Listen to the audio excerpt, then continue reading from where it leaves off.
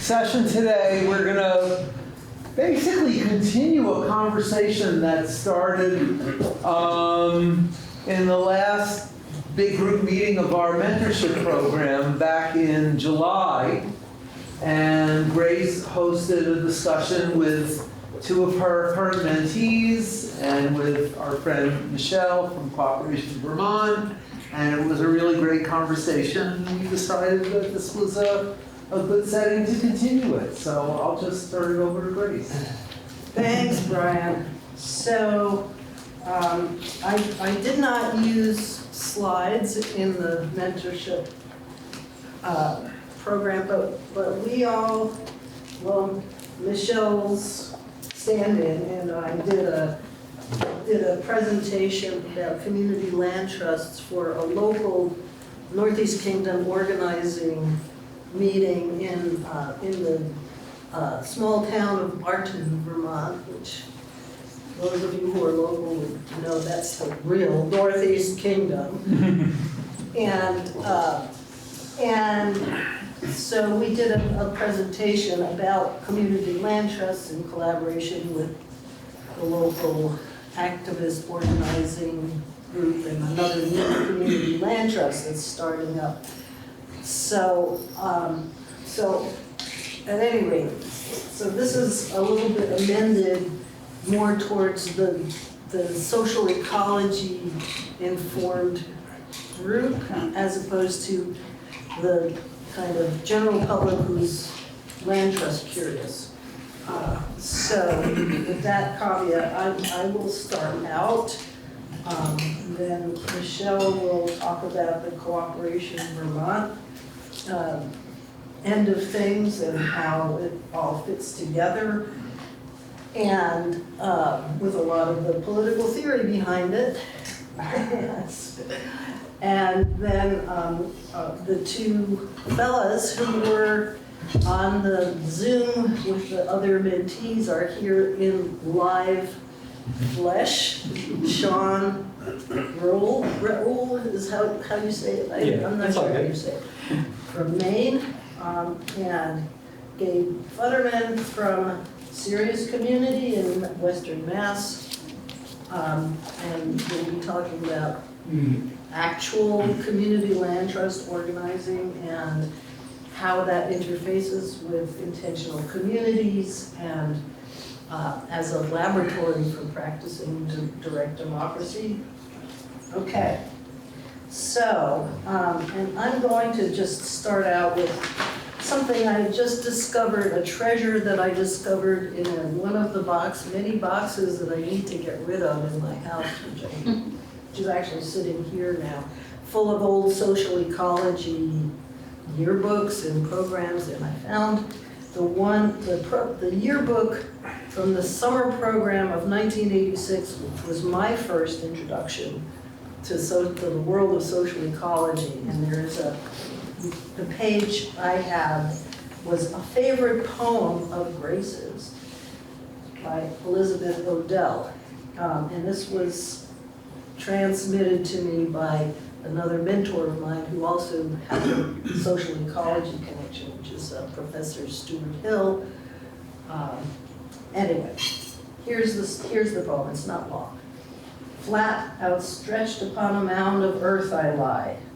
I press my ear against its surface, and I hear, far off and deep, the measured sound of heart that beats within the ground.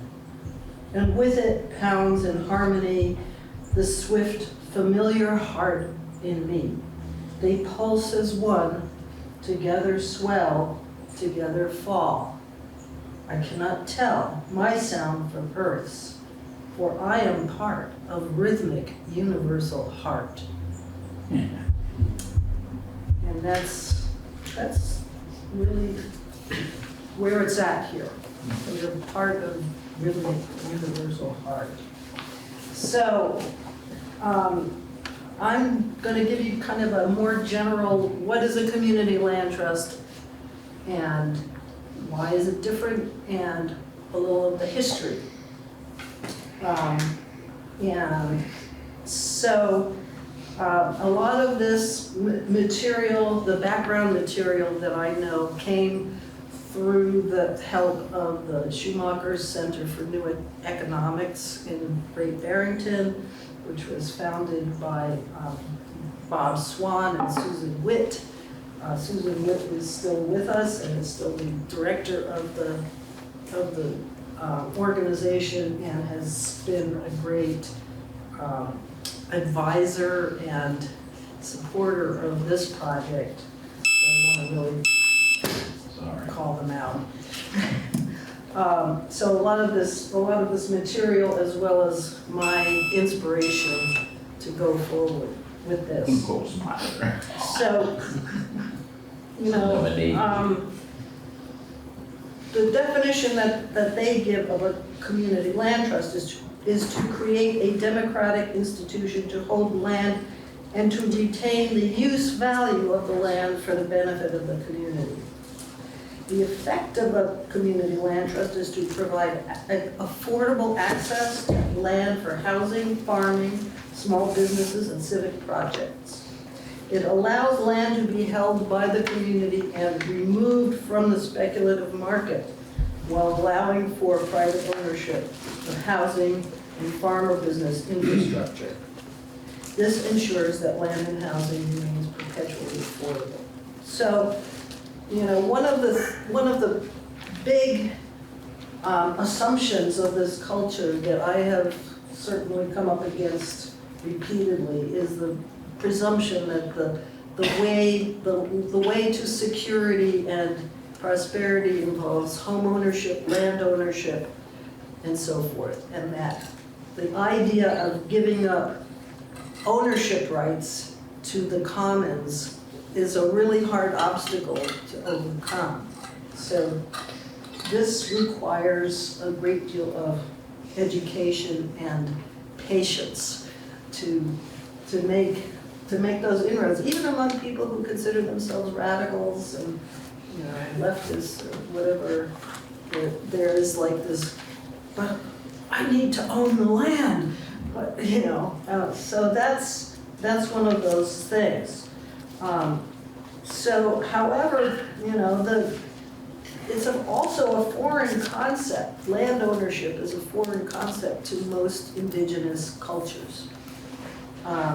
And including, you know, those who were forcibly displaced from their homelands to come build the capitalist economy in this country, as well as people who are, you know, continuing to be oppressed and displaced all over the world.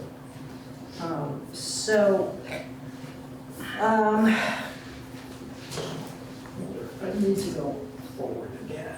Just the up and down keys, yeah. Yeah. This was just a quote from Aldo Leopold that I love to offer to the community. Doesn't really apply much to community land trusts, but there it is. So one of the inspirations for me to really work on the practicalities of this community land trust, even though I'd had this vague idea of creating community and having other people join me on my 10-acre homestead land, was listening to Leah Penniman back in, I don't know, it was quite a while ago. It was before COVID. And does anybody here not know who Leah Penniman is? Great. Oh. Leah Penniman, Farming While Black, Soul Fire Farm. Yeah, Albany. Yeah, and and Leah was asked, what can we as white people, and she was of course at a conference where almost everybody was white, do to help this situation, and she just said, share your land. That was her answer, and I went, I will. So, so that was kind of the impetus for actually developing the concept paper that later became our land trust. So, a little bit of the history of the concept of the community land trust. So this New Communities was the very first community land trust in this country that organized according to that idea of common ownership of the land, but ability for people to have equity in the homes and buildings and business infrastructure. New Communities was created by Charles and Shirley Sherrod, who were civil rights activists in the 60s and 70s, and with the help of Bob Swan, who later founded the Schumacher Center. And so Bob had helped, worked with Slater King, I believe. And Bob had been inspired by the work of one of Gandhi's disciples, Vinoba Bhave, who walked across India, gathering people together, asking the people who had more land than they needed to give a portion of it to their poorer brothers and sisters throughout the continent. And this was known as the land gift movement. But that ran into problems when the new landowners could not afford the seeds and the capital needed to actually actively farm in a way that they could earn a living on the land. And they ended up selling their deeds back to the landowners and leaving for the cities, which is of course the whole thing about the enclosures movement and the loss of the commons, and forcing the former peasantry to move to the urban areas to feed the industrial revolution and capitalism. So,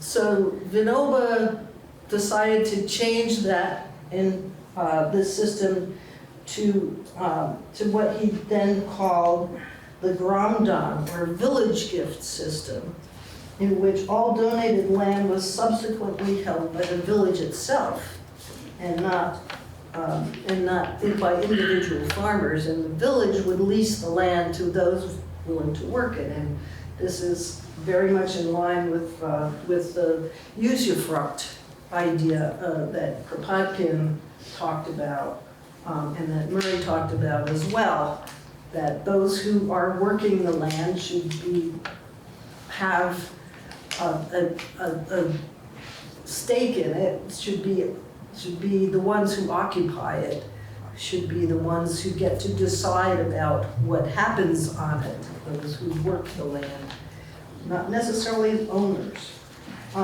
So anyway,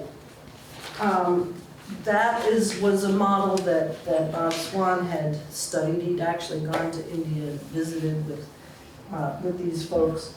And then he teamed up with Slater King, who was the cousin of Martin Luther's, and the Sherrods to develop this concept after having gone on a tour of Israel through the Jewish National Fund and visiting the collective settlements, the kibbutz and the moshav in particular. And they decided on the moshav model as more applicable to what this country could deal with, which was that land would be held in common and worked in common, but individuals could own their own homes and small business infrastructure and so forth. So the group purchased a 5,000-acre farm in Albany, Georgia, and developed a plan for the farm and leased it to a group of African-American farmers, developed housing, business infrastructure, schools, I think, a school at least. And that, the legal documents that they developed at that time to create a kind of works for the system documentation are still, being refined, but that is really what we've modeled community land trusts on ever since. And I'm not going to go into all of the various permutations, but there are hundreds and hundreds of them all over the world now. And most commonly, they are in urban areas where they're basically oriented towards affordable housing. And one of the first ones of that sort in the country was created by Mayor Sanders as the, I forget what it was called then, but now it's the Champlain Housing Trust. And it is still one of the most important sources for low-income housing and affordable housing. I think it was originally just the Burlington Community Land Trust. It was, that was later. That was later. But anyway, whatever it was called, Whatever. it's blossoming in just about every American city. There is some kind of community land trust sort of thing. And the thing about it is that they are adaptable to the region. So here we're concerned with rural land trusts and land uses that include farming, homesteading, and decentralized businesses. But in many places, they're basically a way for people to obtain housing and have a sense of community. So I am not going to go into any of the other things, but one of the things that is important about it is that particularly the model that we've developed here is much more of a little bit of a strange download there. A structure that allows for more of a horizontal management, governance structure that we've modeled over on a practice called sociocracy, but there are similar things. Dynamic governance is another term for it, where people make decisions that are through a consent process that's a little bit different than a consensus reaching, and has some other wrinkles, but it basically ensures that all participants in a project who are affected by that project have a voice in governing that project. And it can apply in lots of different contexts.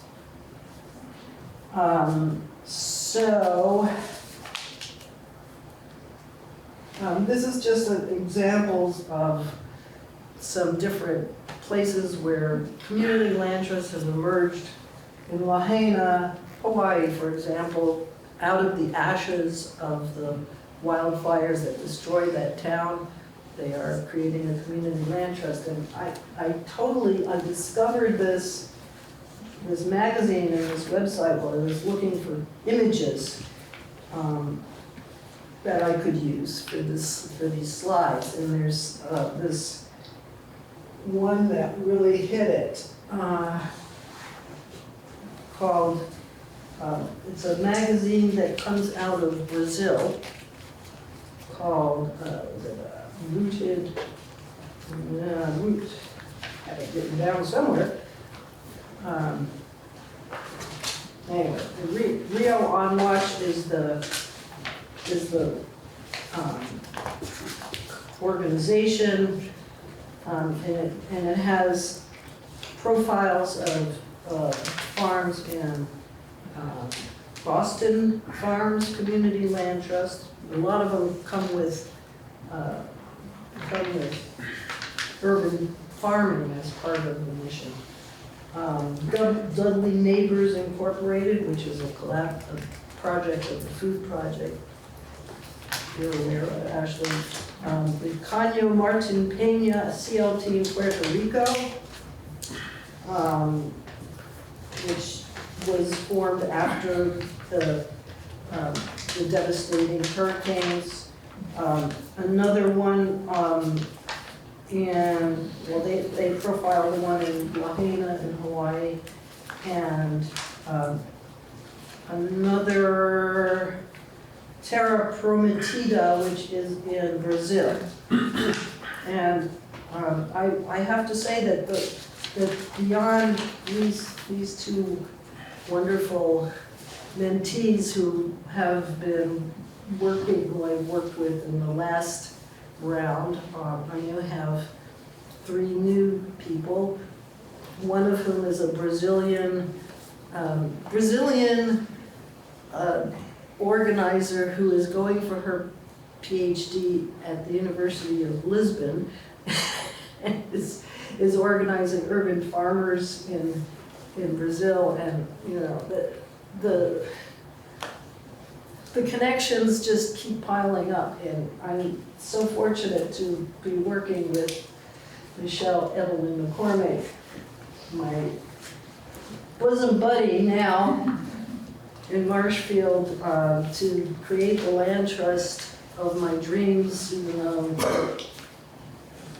the vision, the utopia keeps receding every day, but we're still pursuing it.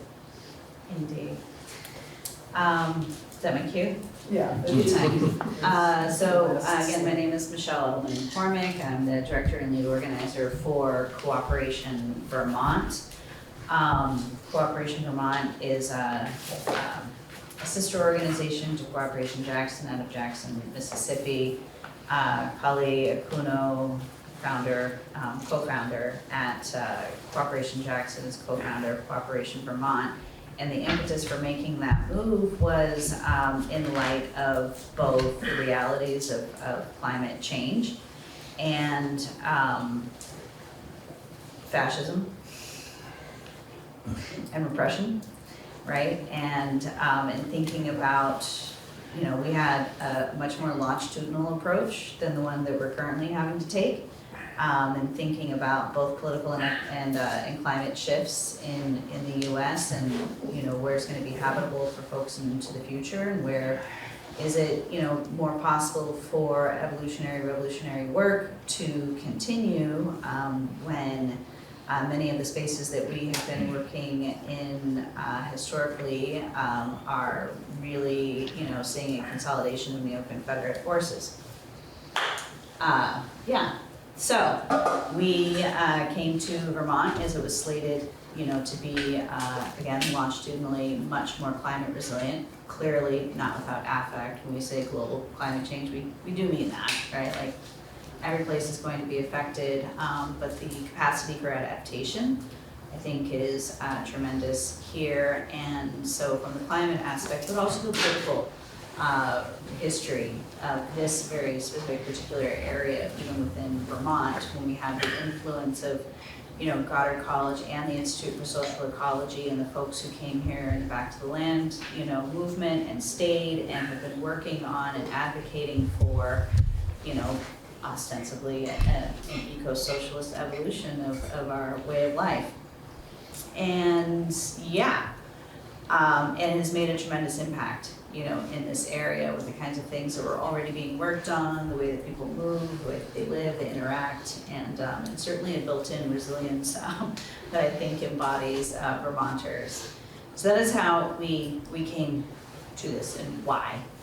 And we are also, it's important, I think, to note, for a variety of reasons, a part of, so since that time we've also created the People's Network for Land and Liberation, which is Cooperation Jackson, Cooperation Vermont, Wellspring Cooperative, over in Western Mass, which folks may know, and Emily Kawano there is one of the co-founders for the U.S. Solidarity Economy Network. If people aren't familiar with USN, please check that out, because it informs a lot of the framework that we are working with at Cooperation Vermont towards building a local solidarity economy as an example of how we create systems, not just examples of projects, but actual systems for the future that we want to see that is, just to be super clear, because I think that we've definitely moved to, into the areas where people are gonna want to be even less, clear about things, a very anti-capitalist perspective. Systems that aren't just consistently exploiting and extracting. So how do we move, into a different kind of a economy? And so those are the kinds of projects that we were working on. Wellspring Cooperative, the Community Movement Builders in Atlanta, and then we've got Native Roots Network in the Redding, California area with the Pitt River People's Territory there. And then Idlewild Merrymakers, which has a long history in that area in Michigan. So that, collectively is the People's Network for Land and Liberation. And as part of that, what we're all working on our own way are, land decommodification. And we're using land trust models often, but it's not the only, right, model, but we are using a land trust. Developing worker-owned cooperatives that are meeting the needs of the local community and done in a way that, has a political focus as well, but meeting the needs of the local community. And food sovereignty work and relocalizing production. And the thing that I do least well is incorporating, the art and culture piece of that. Have to lean heavily on other comrades for those elements because I'm a very nitty-gritty kind of person, in case you haven't picked that up already. So that, collection of work is, where the land trust for us has been established and it's been an instrument and a tool. And again, it's just a tool. Right, the mission of the Cooperation Vermont Community Land Trust, which is its own separate organization, which was established that way, as Grace was referring to this like sociocratic process, so that it ostensibly, even in its structure, is its own circle that has some overlap. If anybody's really super nerdy about these kinds of things and wants to get with us on that, I'm always happy to talk in more detail. But for now, the Cooperation Vermont Community Land Trust, the mission is just the restoration of the commons. Right, and how we are working on that currently, the first thing that we did was to purchase the Marshfield Village store and to bring that into the land trust. And so now that it's decommodified, it will only ever serve, the purposes for the local community and its uses, currently a general store, which is, by all measures, what is most needed by the community, and it has a deli and it's open 7 days a week, and so I do that also. I have a lot of hats. Still very much helping to ground that space. So the business was converted to a worker-owned cooperative, and the building brought into land trust and provides worker housing there as well. And since then, we have acquired some additional worker housing within the village center. And then for folks who may know Bill and Trish Tikoski, Rainbow Sweets Bakery, that was, a bakery in Marshfield Village for like 40 years until they retired, COVID retired, right? It's like, well, one of those kind of things that happen to many.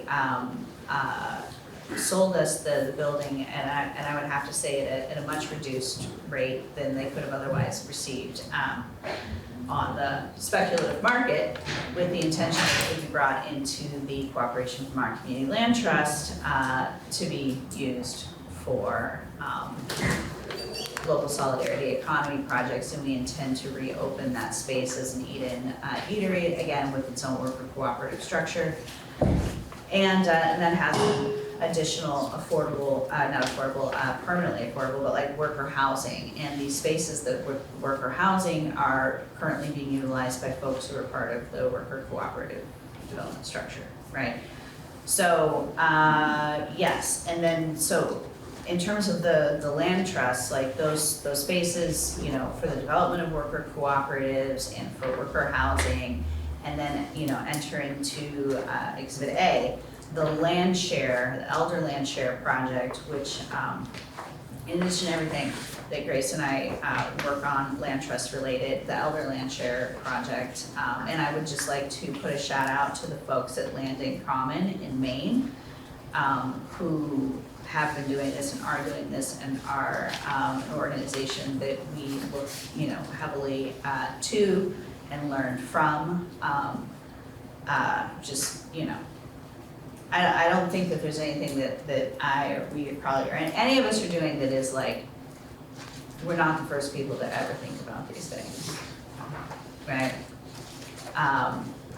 However, we are continuing to work on them and continuing to build, the next generation of learned experience and helping to thread more of these pieces together in a cohesive way, with the intent of actually creating, rather than having a worker cooperative, which is part of the solidarity economy, or a land trust that's part of a solidarity economy framework, or, you know, a food sovereignty project or a mutual aid project. We're trying to thread all of these things together in a small geographic area so that they actually work together as a system and look like a new kind of economy. With our Marshfield Resilience Hub, we're talking alternative currencies already.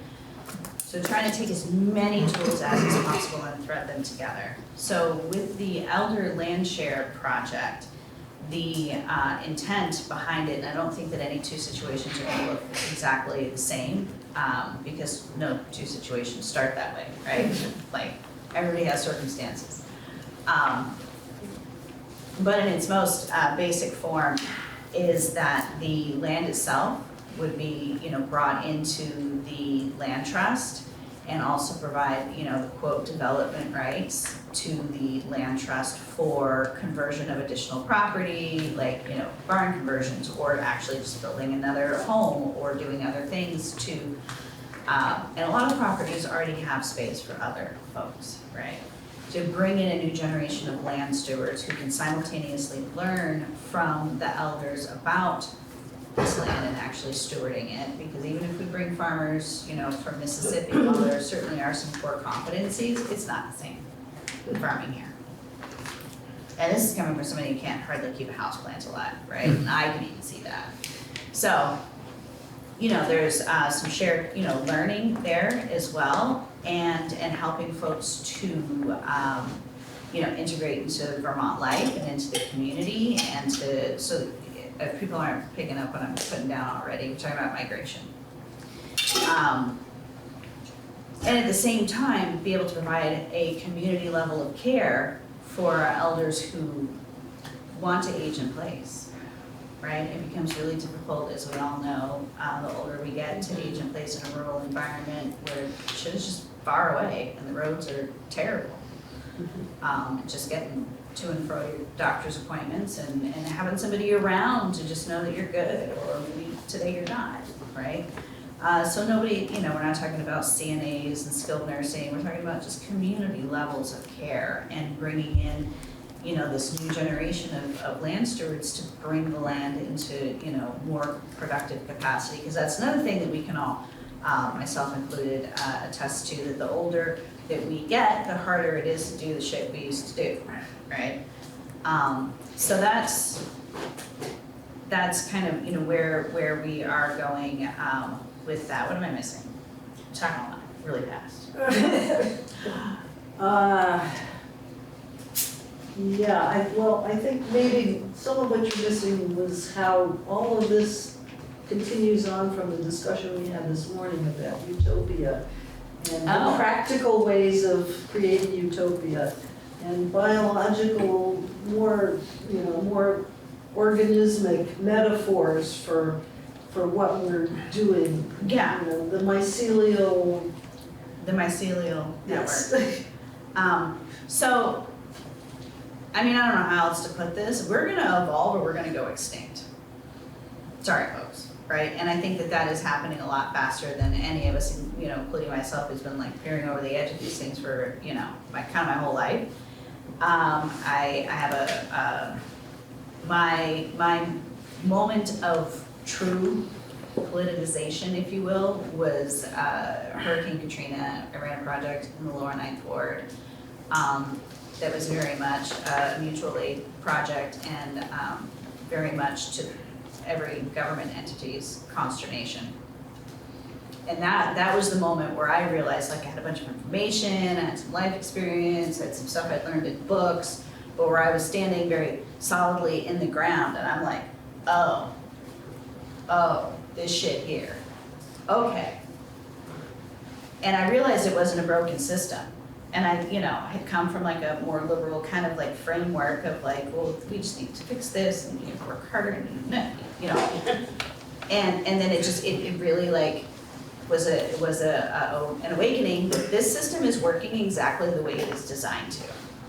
It's not broken, right? And this system that we are currently living in, we're seeing clearer and clearer and clearer, is bent on our own extinction, and they're just gonna fucking move to Mars.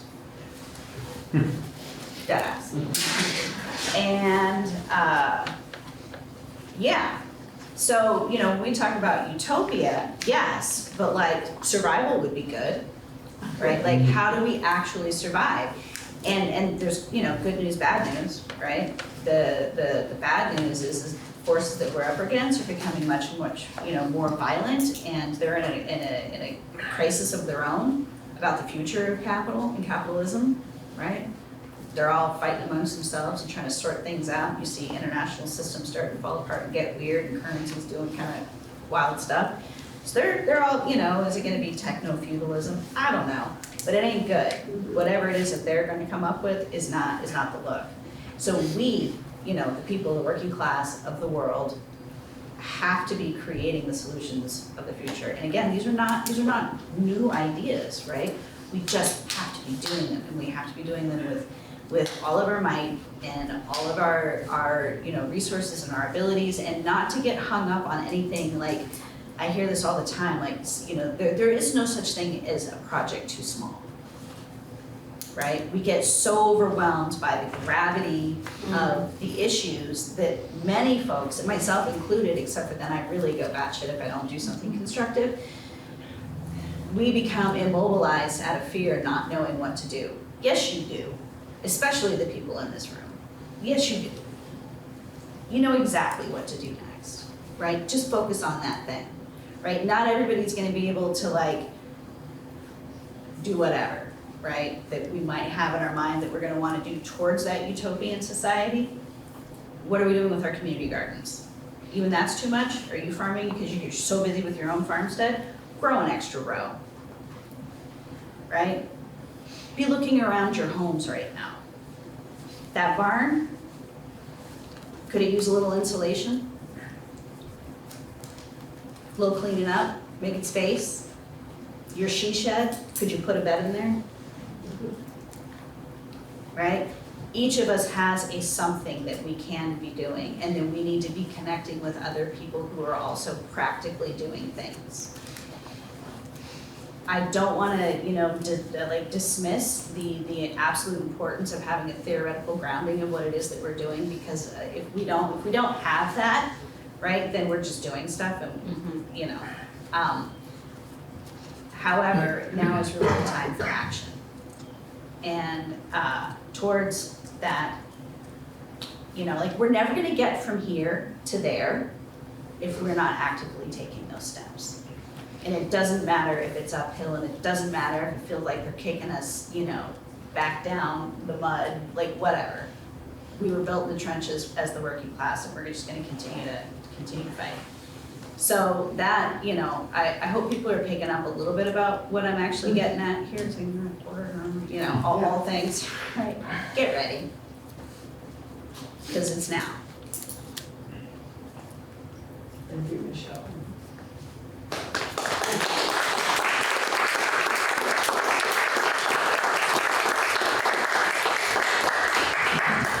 So, next up is Gabe. No? Oh, No. I don't. I can talk. I think it makes more sense. Great.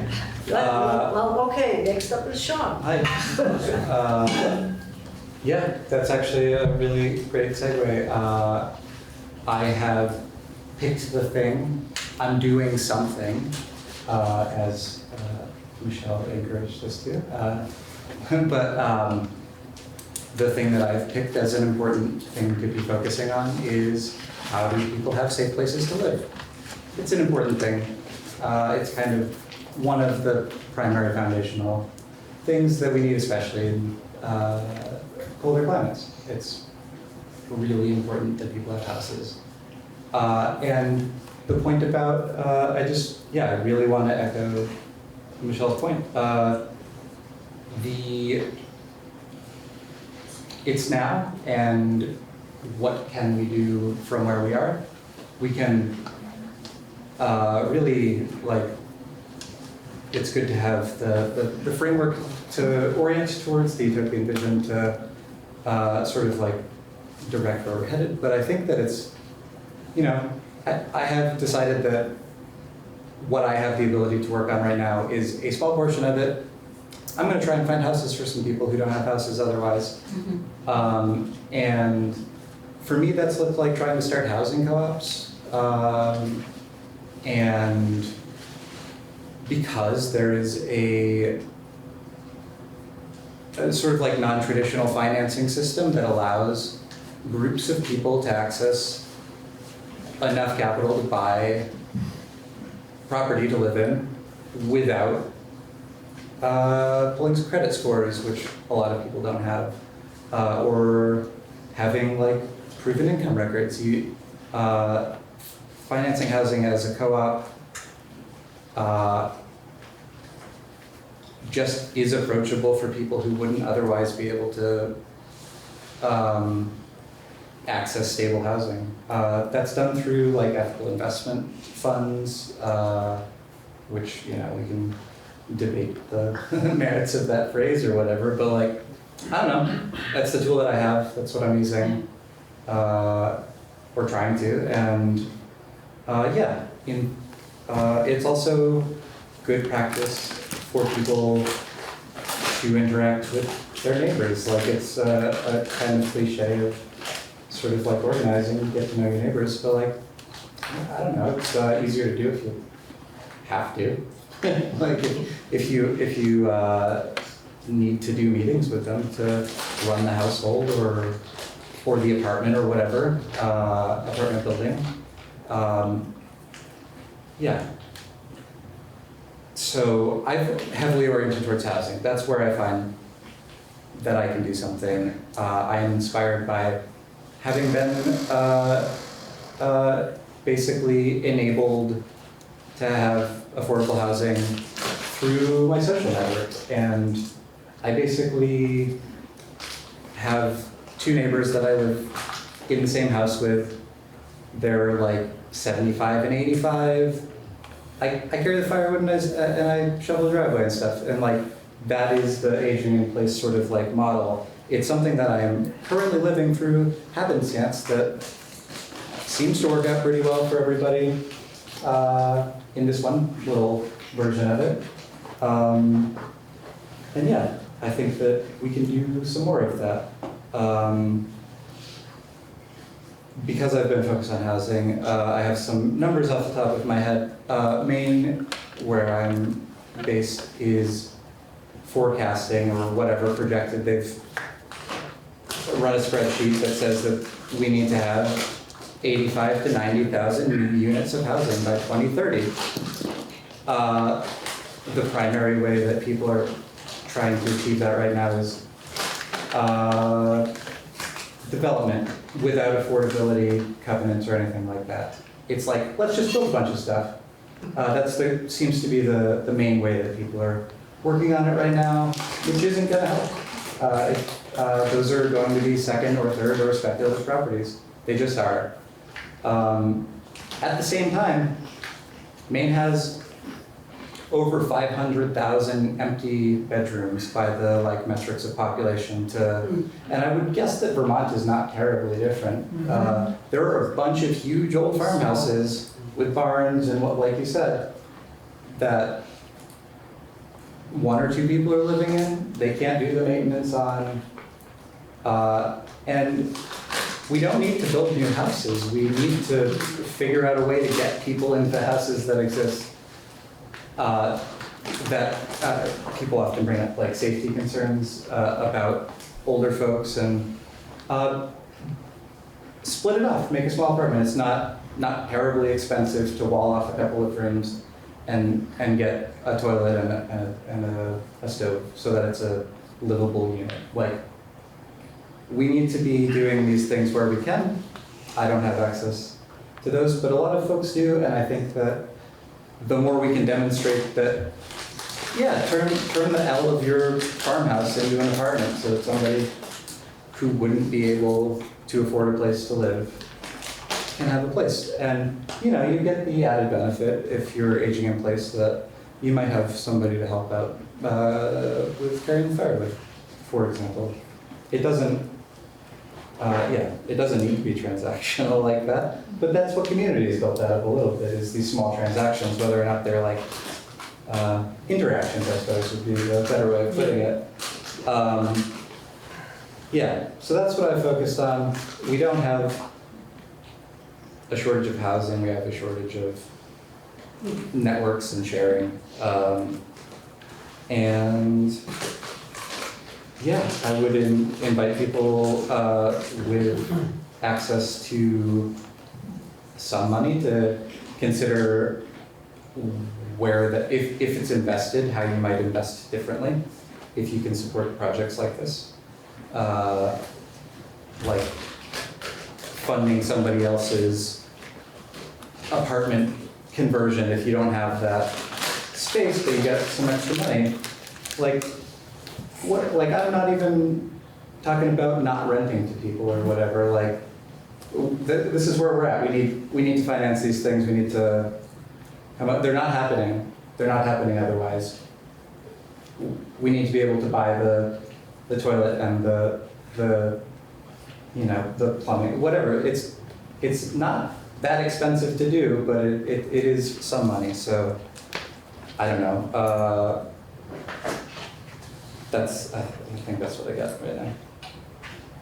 Thanks.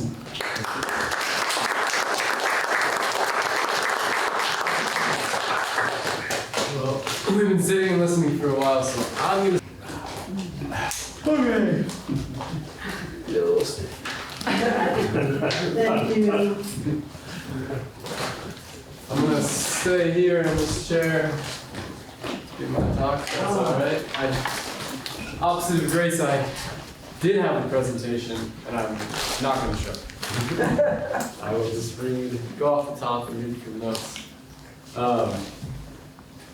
Yeah, well, first a little bit about me. So I connected with the ISC like 4 years ago, and have taken a bunch of the classes and been in a couple of the mentorship cycles and gone to Detroit summer intensive, and about also 4 or 5 years ago, I connected with the intentional community movement. So I was going to school at University of Massachusetts, Amherst, and studying radical social theory, anarchist, Marxist, philosophy, economics, etc. And sort of the big catchword in that department was prefiguration. So a couple of my friends dropped out, and I was like, all right, I ended up finishing the program, but I'm like, oh yeah, let's actually put some of this stuff into practice. And shifting from more of a Marxist-Leninist framework in organizing on campus to social ecology tendencies and praxis, sort of landed in a nearby intentional community. I've now been living there for 2 years. And yeah, and so these two trains were kind of running a lot parallel for me for the last number of years, and I found that they need to be married. Trains is a bad metaphor now because that sounds like a collision, but there needs to be, for me, there is a clear desire on both ends, I imagine, for synthesis. Dan was mentioning, like, how can this broader vision that we hold at the Institute be imbued and brought into social movements?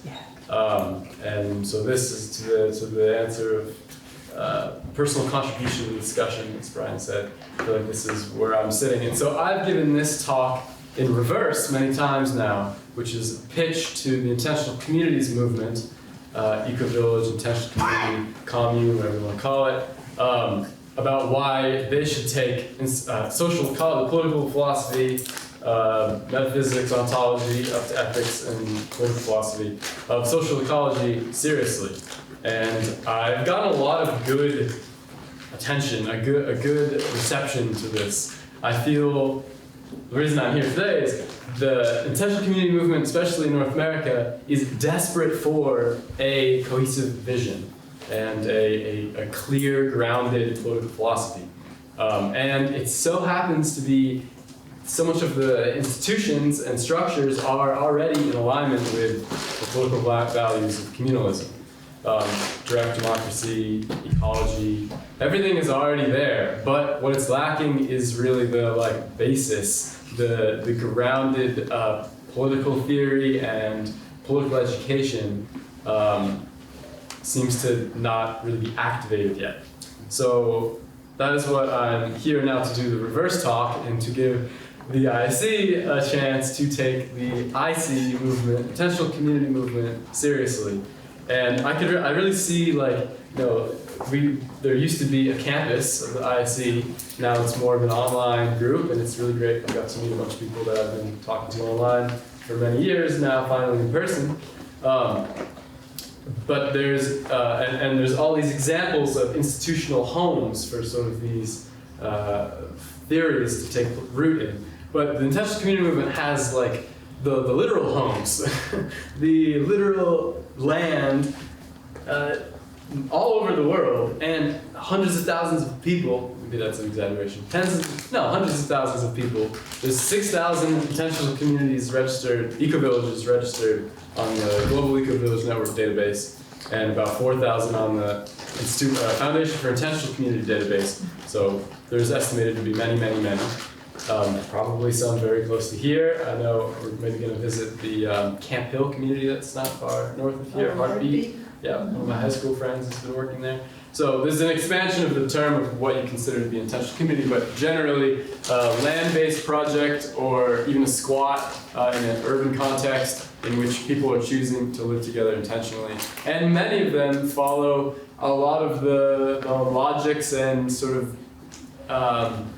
even more nitty-gritty, tangible things like living in direct harmony within the ecological limits and being in solidarity with people around you, et cetera, et cetera, et cetera, down the list of primed people and institutions ready to take on sort of the theoretical ground. So I guess what I'm here to do is have discussions after this about how we might interject, and I have a lot of ideas about that. Right, the building blocks of communalism, so I had it on the first slide, and sites of utopian experimentation. So it's a lot of these communities sort of came out of the same genesis, same original utopian socialist theorists that Bookchin was inspired by, Fourier we talked about earlier, Robert Owen, etc.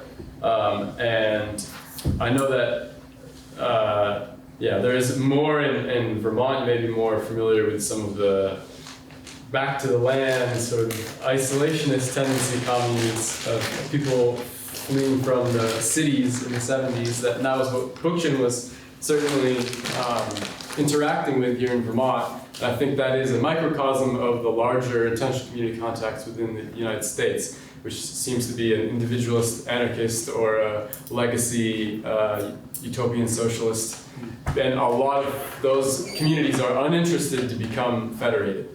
Basically what's happening, the larger context that I touched upon, is what's happening in the intentional community in the last 20 years, and especially in the last 3 years, is this need for federation, this desire for federation. And I think a lot of the communities around here and in the US are fighting an uphill battle because their communities have been sort of isolationist by design for many, many years with closed borders, and they're not interested in engaging with the outside world.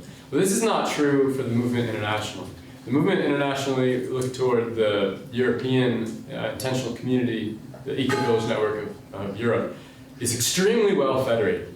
So that's their benefit. Their drawback is that their more like entrenched. They have a lot of funding by nation states. They are, I guess the positive within that is that they're much more accessible and approachable and like integrated with the mainstream. Like you probably more than half the people in say Germany have either heard of or been to an intentional community. Extremely prevalent and extremely well respected, not necessarily radical because they're so public facing, but very well federated. So that's the context within the European movement, and this is sort of a summary, but the context within the South American intentional community movement is that they're like trying to re-indigenize because they have such many people within the movement are living already, we're living traditionally in an intentional community quote context for hundreds of years, and this is sort of a rediscovery by some of the more affluent white European lineage folks from the cities. Say in Colombia, they're like, oh, shit, that's so cool. Like, let's go do that. And that can either go really well, where they're like, let's go, move into an indigenous village and like learn from what's going on and sort of bring people into that space. Or it can go poorly and like, let's replicate what they're doing next to them and not really include them. And then it's some contradictions and clashes.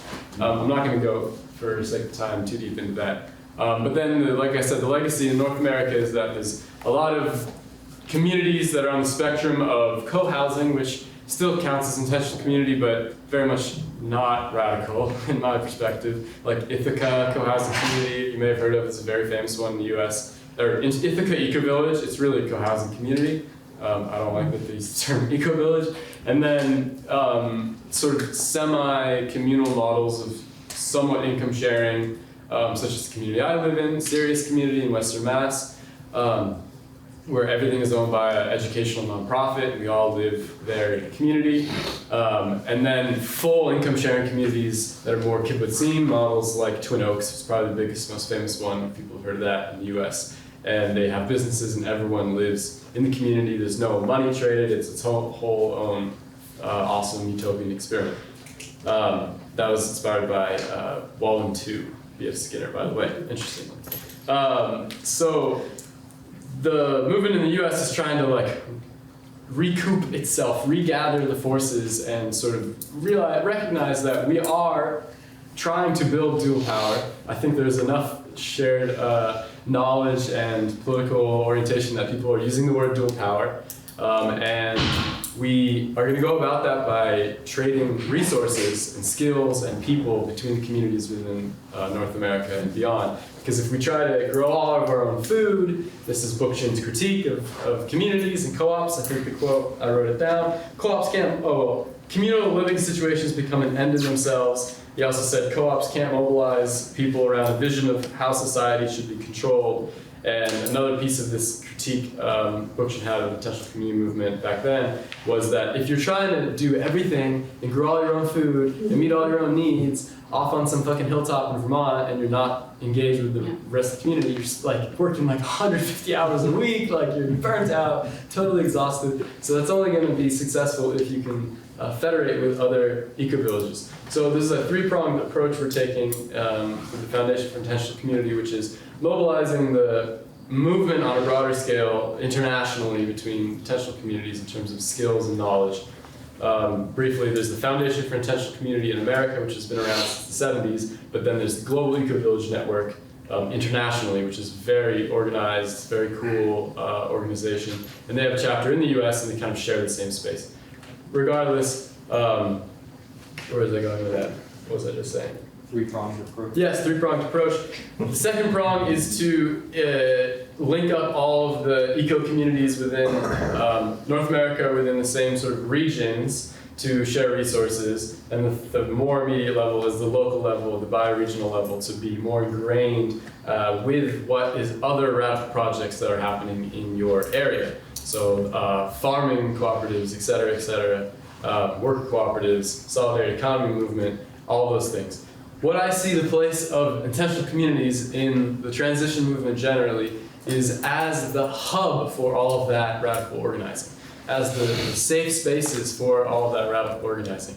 We have the land, mixed legacy, there's land, people, institutions, buildings, much like Goddard, where we can host some of these gatherings of solidarity economy people, folks working with the land, people in resistance struggles, et cetera, and we had Roberto Mendoza, who many of you know, come to the Foundation for Intentional Community for the community's convergence that happened just a month ago, less than a month ago. And him and I were coming from two different angles, some of the youngest person and the oldest person at this conference, coming from like two different angles to really hammer home this point that I think really landed with the movement. There's about 100 people there, and that was like, we need to be linked with the resistance people that are in the front lines of struggle in urban contexts. Not necessarily just in urban contexts, but the people that are already facing the worst of fascist crackdown. We were staying at squat in DC and seeing residents of their community be ripped out of their house, and folks that are already facing climate catastrophe. If we're not doing that, we have the other Bookchin critique of communities, which is also my critique of communities. At worst, they can become eco-fascist projects. And actually, there are some intentional communities that are fully and explicitly alt-right, white nationalist projects. This is a very new phenomenon since COVID. And they do seem to be separate worlds. I think the Foundation for Intentional Community in North America is pretty observant that is not what we're about. But there are these weird overlaps, especially in the sort of new age, mumbo jumbo RFK world, right? It's very so confusing. Exactly. So at worst communities, and I even see this in my own community sometimes, there is such this, getting down a list of the critiques, the super isolationist, parochial, inner focused thing that is not necessarily meant to be bad. It's a tendency. It just happens. You just spend so much time in the community, you start arguing over what color the well cover should be, and not real shit that's important. So at worst, eco-fascist in terms of we're going to have land with some middle class. Although really, I don't think largely in the U.S. the communities movement is at all middle class or upper middle class or affluent. It's mostly very scrappy and poor, but it can be this: we have our land and we're going to focus on growing our own food and not be helping people into that place. And at worst, it's just sort of naive on that same front in terms of not enough connecting to movements and struggle movements, and that's a totally valid critique that I would love to have more conversation about.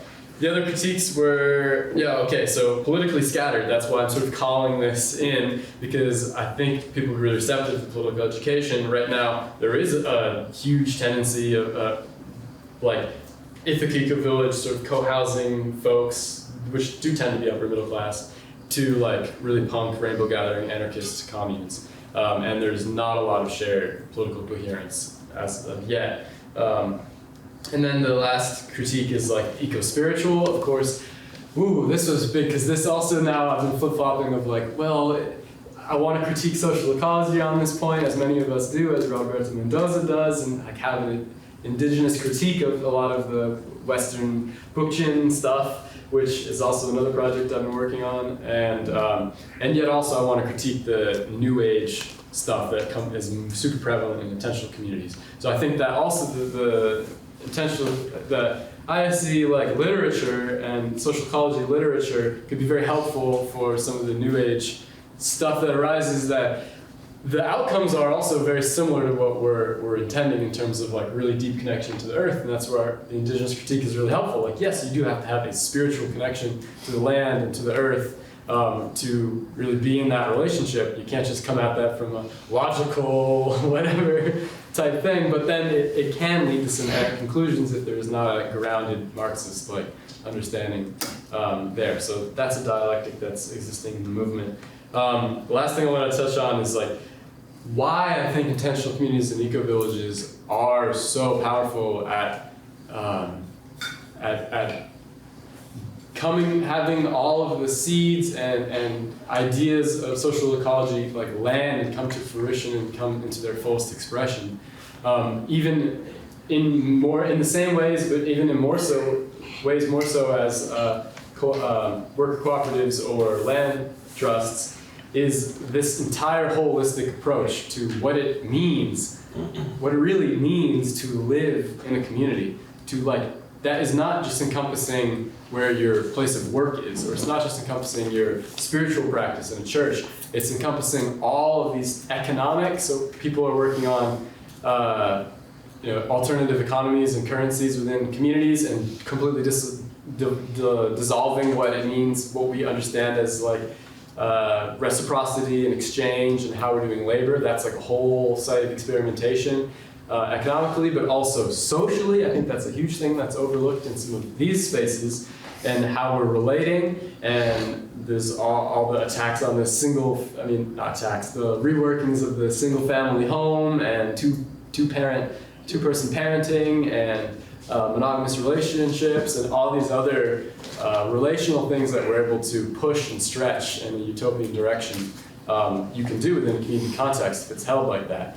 As well as, of course, the main one, which is connection to the land, one of the main ones, and actually being able to implement social permaculture and have food sovereignty, huge. But there are lots of other dimensions of the holistic nature of living in intentional community. Let me finish up. So, yes, the visions of Utopia from earlier in the day were really harkening. We're called Serious Community.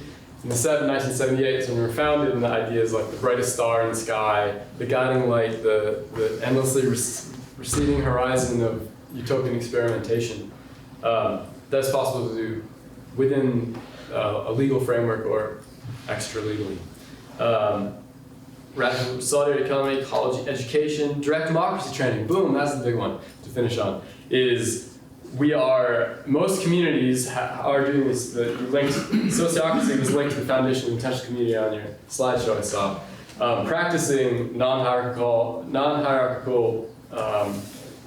meeting of all of our needs in assembly format, basically within the community. We have 35 people twice a month on Thursday nights. In our community, we come together and decide what we need to do, where are we going, what's the vision, how are we meeting our needs, with a diverse set of people from 3 to 83. And I guess that is another example of the seed. Like, we're looking for what are examples, like in Detroit with the block councils are all over the place, so many references in Eleanor's book, of seeds for municipalism. I'm proposing this is a seed with hundreds and hundreds and hundreds of municipal councils that are already existing on various degrees of scale, communities from 5 people to 180 people in the US. And the push for this year's Convergence Communities was like, how do we expand that to all people living in the communities outside of our intentional communities? How do we, in New England we already have the town halls. This is one of our struggles at Sirius, is like we already have these town meetings that are going on nearby, so why do we need to host one? But in most of the country that's not the case. So can the town meetings, can the municipal meetings be hosted in the intentional communities as the seeds of those? Yeah, solar punk seeds. I've written some notes from the previous things. But yeah, basically, I mean, I'm curious to hear more of the critique from a social ecological perspective of communes or now intentional communities. I poured over a lot of Pupchin's writings, and there weren't that many on this topic. But also like really urging the ISC to take the Foundation for Intentional Community and similar organizations to be friends and partners, and we have like yearly conferences that we would love to join in on, and like I could see the IC doing a series of basic political education courses with the FIC, and I really see this partnership like just even a year from now or 3 years or 5 years from now coming to fruition as like one of the major bases within the broader transition movement of radicalizing these existing institutions. I'll leave it there.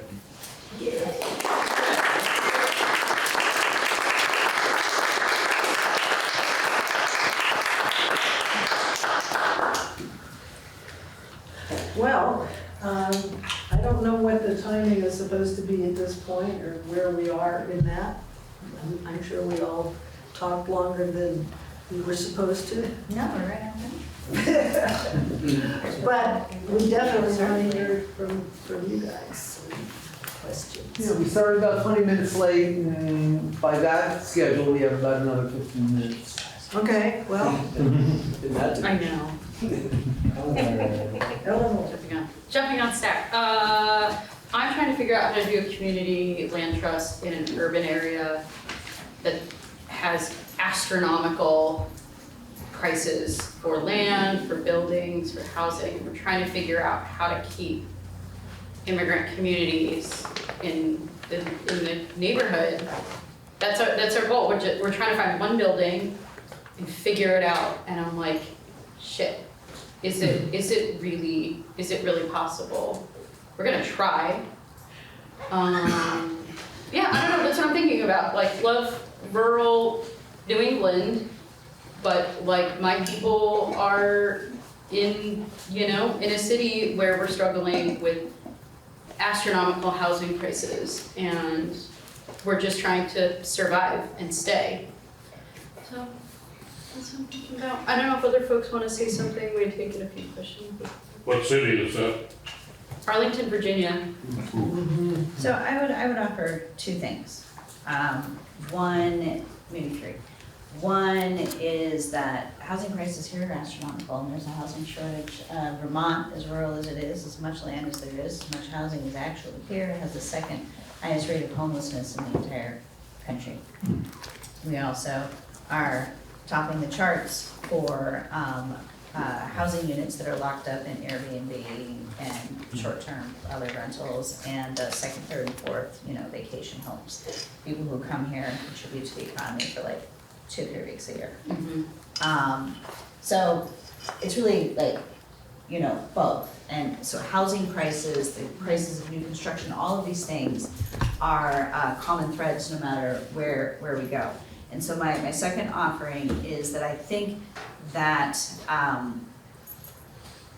many of us need to study more the current and historic examples of more militant approaches, right? Rather than participating in, figuring out ways to get wealthy people to give us money to do, some financing that then is just gonna continue to leverage with a different kind of financial instrument, people's, ability to live and survive. Like, I don't know.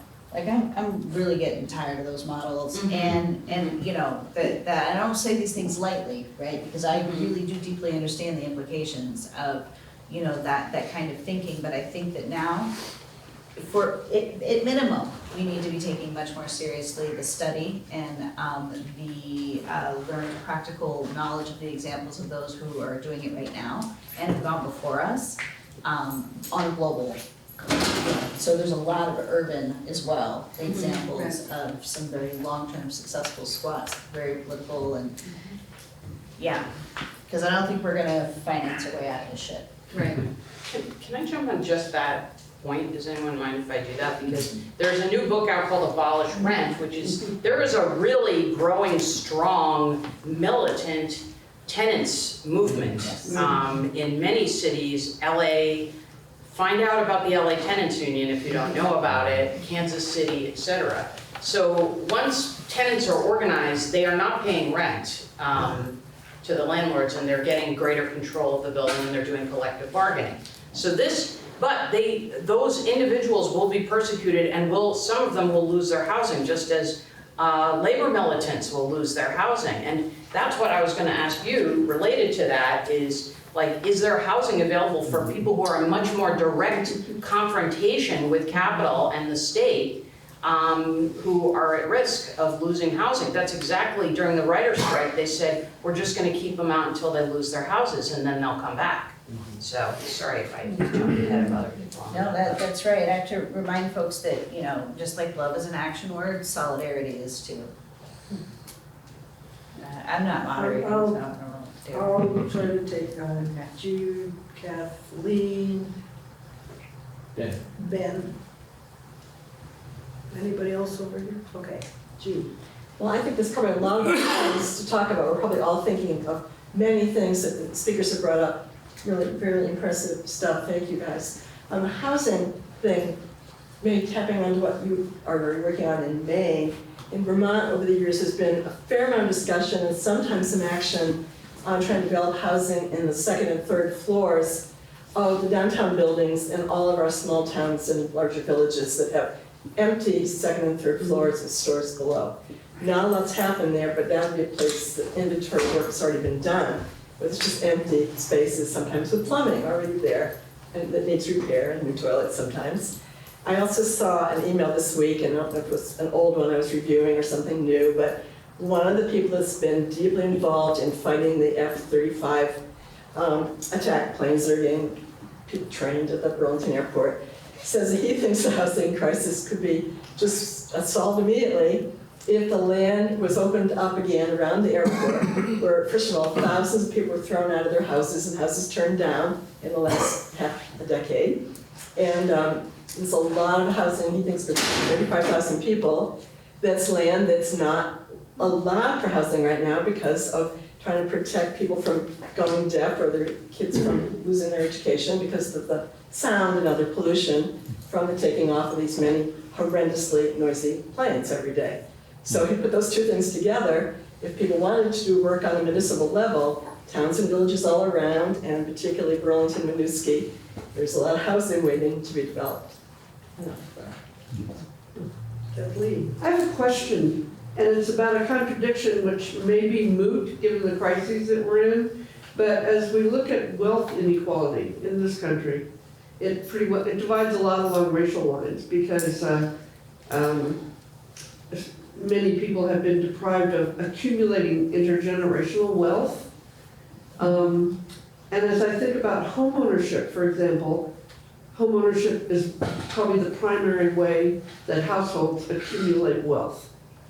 And I know in the land trusts I know about, in the native communities and stuff, you cannot then sell a house at market value. It has to, can't be sold. So we then eliminate one of the primary ways that people in need have accumulated wealth. Maybe they want to sell their house so that their kid can go to medical school or something. So that's a contradiction that I see, even though I totally resonate with the idea of shared land and commons. How do you think about that in terms of the wealth inequality? Let's take our third comment and then we can address that. Do you want to hop in? Yeah. So just touch, other people brought up stuff that I wanted to ask about, following on those points. Like in Latin America and other places, these like community land trusts and land reclamation movements are typically driven by peasants and landless peasants and farm workers.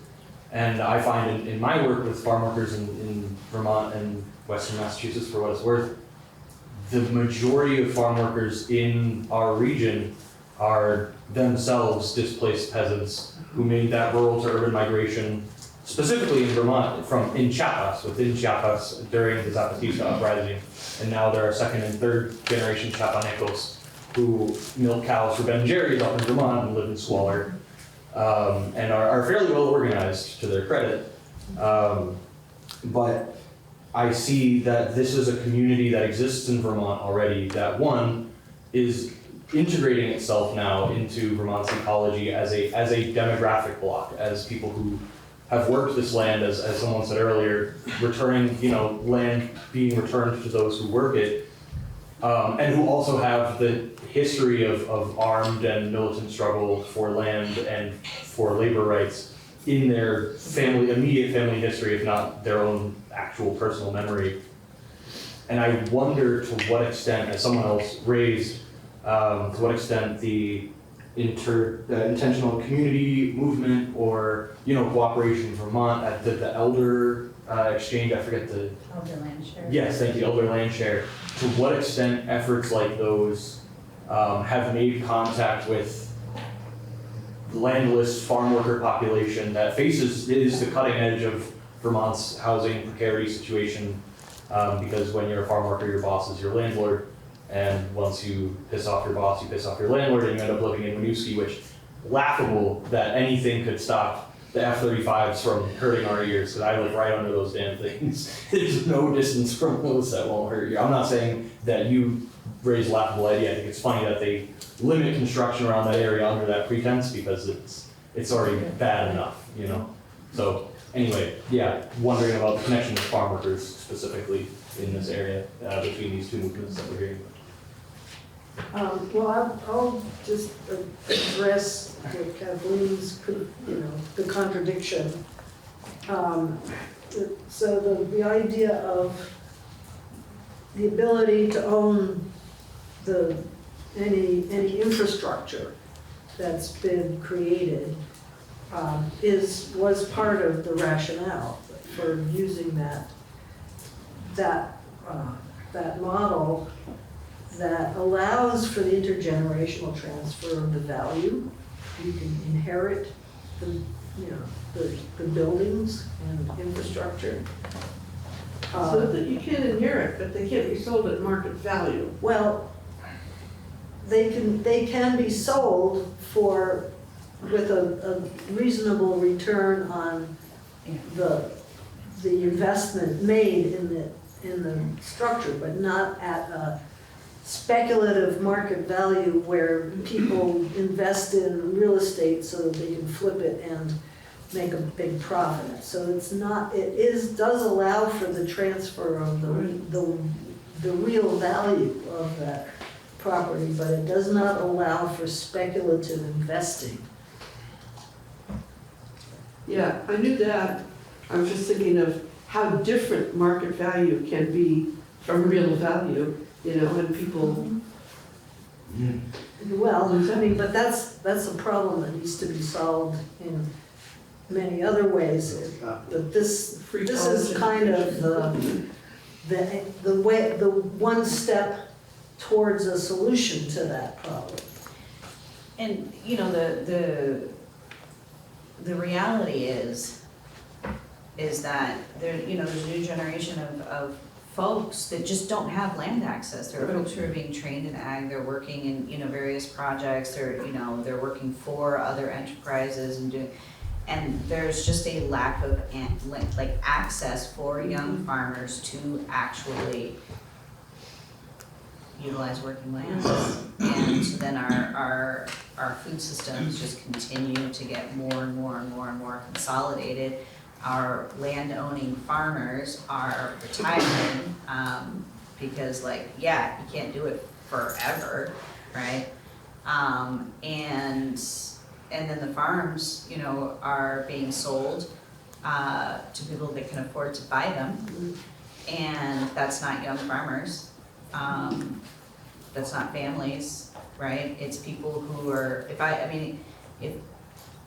it's starting to give me a twitch, right? When I drive around, it's just like, oh, that used to be a really nice farm, that used to be a really nice farm, that used to be a really nice farm.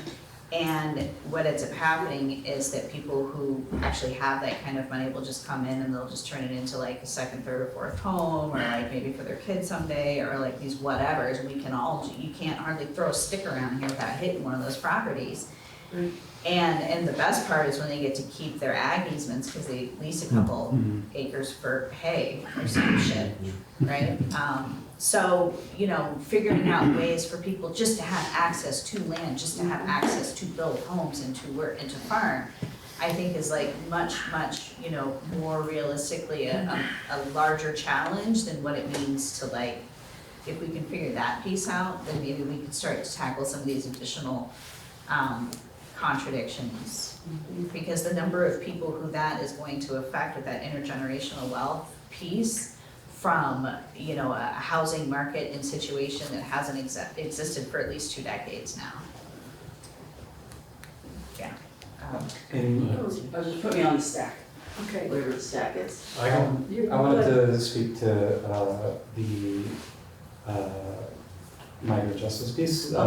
It's not in this area, but there's an organization, Presente Maine, which is affiliated with Land Common, that's doing something like what it sounds like you're talking about.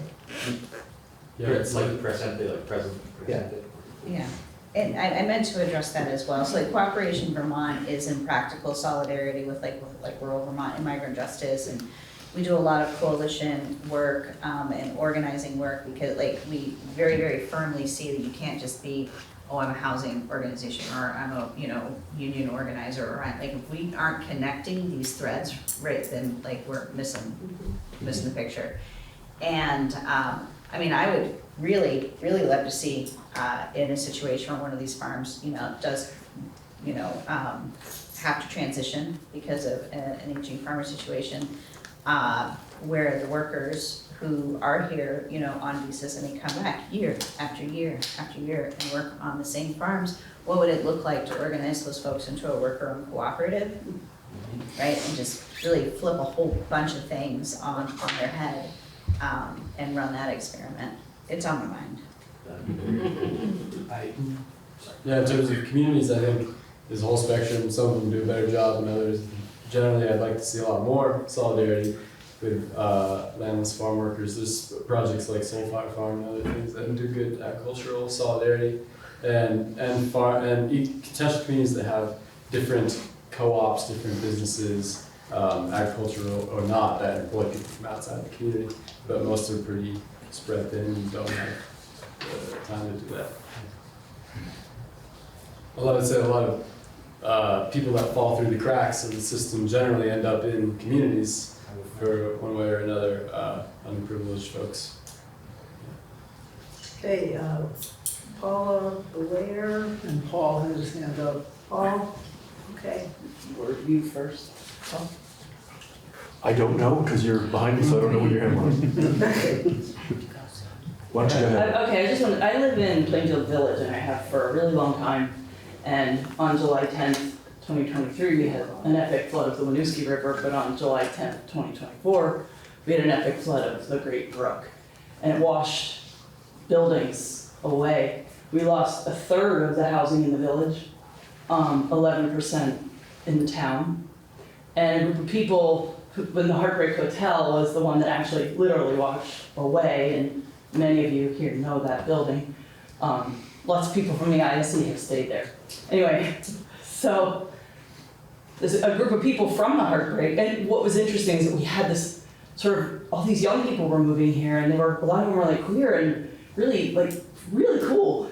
And it was we had a great vibe coming on in our village, and then boom, all the rental housing's gone, a lot of the housing's gone. So a lot of those people organized with the person who owned the Heartbreak, and they've been working, well, we were all working together, just unofficially, like, it's a big field east of the village, 27 acres. Can we just put those houses and apartment buildings on that higher ground?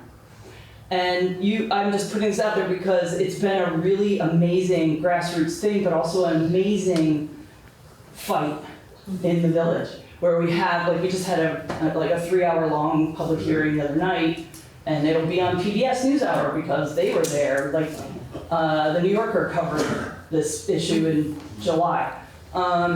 So you have the people who live up on the hills with a lot of property who are like, oh, you're ruining my view if you put houses there. But what the idea is that we're gonna put, we even changed the zoning in the village so you can put people can build yurts.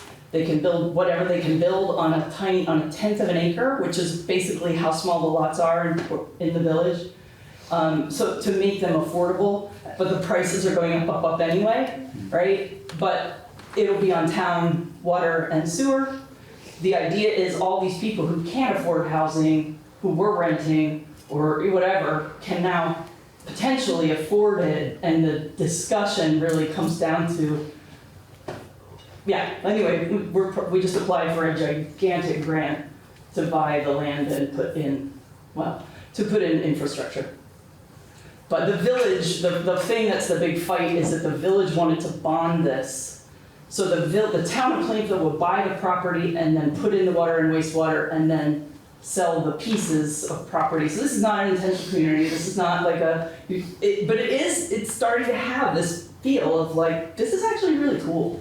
And it's really cool that we're fighting publicly. A lot of the fight has been on social media, and that really sucks. But the other night, about 100 people showed up to the town, a hall, and we had a big public fight. It was great. So anyway, yeah, it's East Village. We're calling it the East Village, and you can find it. Yeah. How many units are proposed for that site? So Down Street, which used to be the Community Land Trust, they already have like 8 units planned there. and Habitat for Humanity has 5 or 6. So we have, those are guaranteed, and then the remaining ones are gonna, we don't know what the split is, like how many of them will be at a really, we might use a few really big, fancy, higher up lots to finance making the small lots cheaper. But we, being the village, the town, we have to decide as a community whether to do that. And for people who don't know, the Heartbreak Hotel was a mid-sized apartment building.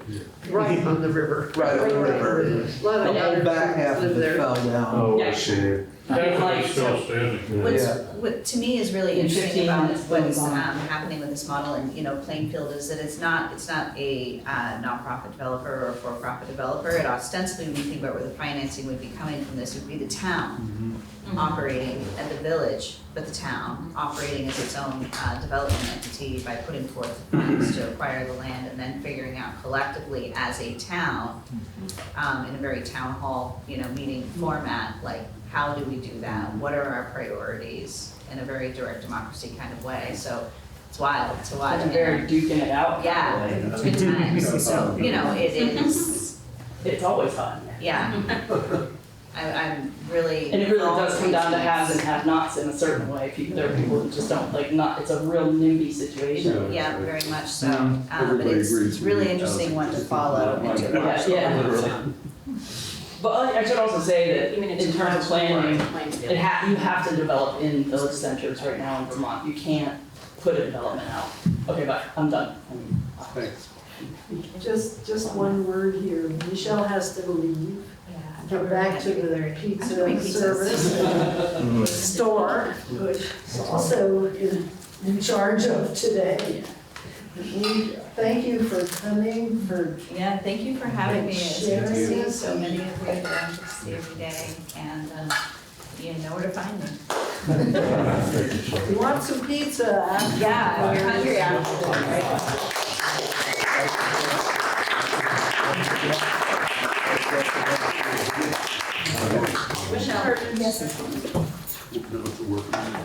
So we can, the rest of us can continue a little longer. It's 4 o'clock, so. Oh, Yeah. so tomorrow afternoon, Marshfield, at the Jack Cliff Library, our town commons, and really, it's proper practice, is having its Harvest Fest. And I will be there tabling, if people want to come and hang out and have food. Sorry, which town? Music, Marshfield. Marshfield. And I'll be there if you want to hang out. All the way there. I don't remember, I have to be there. I think you told me 11 to 2. Yeah, that sounds great. That'll be the Yeah, So we had Paul and Blair, and we should probably wind down after that. I was just gonna say, I just spent the last 22 years working on both sides of the real estate process. I've done within my family and for clients over 400 real estate transactions in Massachusetts. And I've also worked on the nonprofit developer side. I worked in inner city Cleveland, Ohio, which true poverty, and also a place where it's very easy to have gotten buildings, and you still can get buildings, if that's what we're looking for. I know that Arlington, Virginia, Northern Virginia, built up by the defense industry is one of the most high-value real estate markets. I can't imagine a tougher place to do high-density real estate. That said, if Elon's oriented layoffs within the federal government actually really have full unfurling, there will be a surplus of housing for the first time there with the amount of federal layoffs. Zillow is looking Yeah, but it won't be enough. populated, and well, it doesn't impact prices. prices really. The prices never drop. This is against the Ezra Klein argument, we'll just have more of it, and it will magically go down. I will actually argue Ezra Klein's argument is I think exactly what we need, and I come from a progressive background. But I will, just to get to some of the earlier points, what I see driving the difficulty of housing is actually the lack of trades and the high cost of renovation and restoration. So in Massachusetts, and I think in much of Vermont, you're often looking at $250, $300 a square foot to rehab existing building structure.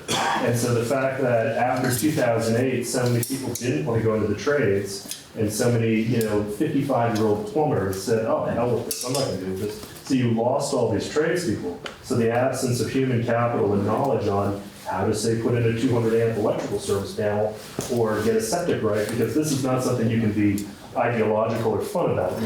Your leaching deck either works or it doesn't, and if it doesn't, none of your other problems are going to matter because you have a very real problem in front of you.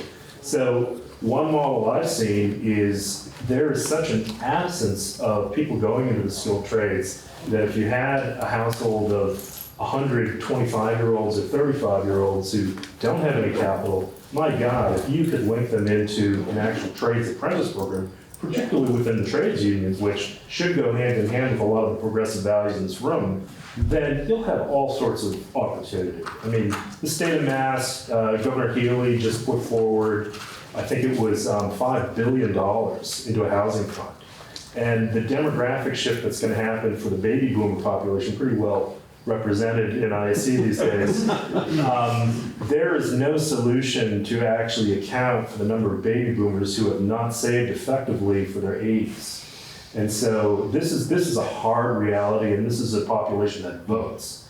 The elderly, anyone over the age of 75 votes at like a 3-to-1 ratio over 20-year-olds. So this is not a population that the federal government is going to be able to just neglect. So the good models, they won't get reelected and they'll lose their power, and that'll actually motivate them, seriously. Yeah. So if you can, in my experience, just to wrap up, it's not actually the absence of land, it's not the absence of buildings, if you're willing to leave places like Arlington, Virginia, or Queens, New York, or San Francisco, and go to Cincinnati, the entire South, most of the industrial Midwest, which are great places to live, actually. For example, in North Adams, 3 hours south where I'm from, I've got this 6,000 square foot former rectory that MCLA, in their great state genius, invested 600 grand into improving this building. It could easily convert to a 12-bedroom home. It's got parking spots, it's walking distance to downtown. I can buy that for $170 right now. That's like a brand new heating system. So if you're really looking for building, let's talk. We'll get you a building. If you really want it, be serious. Well, I think that's part of it. It's not so much the building that I care about, it's the community. And Well, that's I think a part of the tension. It's like we can go out and find, examples and alternatives, but like what do we say for communities and people who are already rooted in I just think that you're inherently going to find fair enough.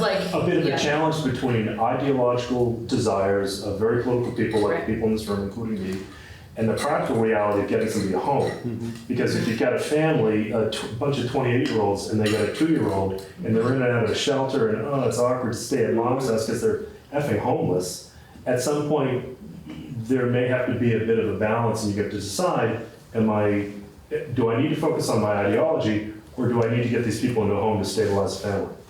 Right. Thank you. It's not safe for Where?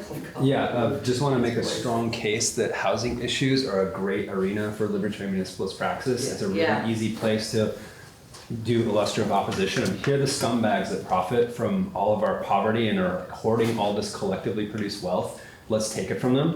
And locally, we've had 3 campaigns that have tried to start that process: Kids Out for All, Olympia for All, Tacoma for All, with various different emphases, but basically trying to create more tenants' rights and take away some of the landlord power. The second thing I want to say was a great book that we actually had a book talk on one of these maybe 7-8 years ago by Andy Cornell. This is mostly for Sean. A book called Oppose and Propose about the movement for a new society, which was exactly trying to create intentional communities rooted in outward-facing political protest and engagement and organization building. And I mean, it's a very good story, but it's also a sad story because it largely failed because of the basically the commune side won and it burnt out. It turned into self-reproduction rather than fighting social transformation. The third one I wanted to point to is the network of cooperatively owned apartments in Berlin and in Germany more broadly, which are very explicitly political You can buy shares, you can get out, and they usually save rooms. I lived there during the, quote unquote, refugee crisis. And every single leftist, like, Viga had a room or 2 rooms being taken up by Somali or Iraqi refugees, like, free. And that was just part of their, everyone was married to a refugee there. Like, everyone actually, changed their tax status to get married so these people could stay and get citizenship. So the German left was far ahead of the American left in terms of, like, infrastructure and commitments and all these things. So these are, like, 3 things I would look at in terms of housing. They're powerful. What was the name of the communities in Germany? It doesn't have a name, but they're basically like, VGAs are like the kind of collective housing scenarios. Or Vienna, 70% of Vienna is public housing effectively. Right. And that model is what's actually going to solve the housing issues in the United States, is you're basically going to get the government to take equity stakes in big housing investment, which it classically is not. Usually the government is not Because taking the it. government and capital weren't just married to each other. Berlin also outlawed Airbnb to like put the kibosh on profit rentals that are trying to. Anyone, well, should we wrap up?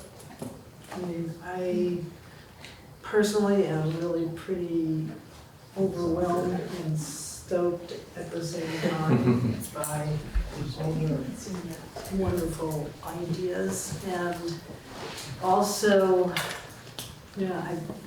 I wish I could extend some resources to help. I haven't brought any particular like resource list or anything, but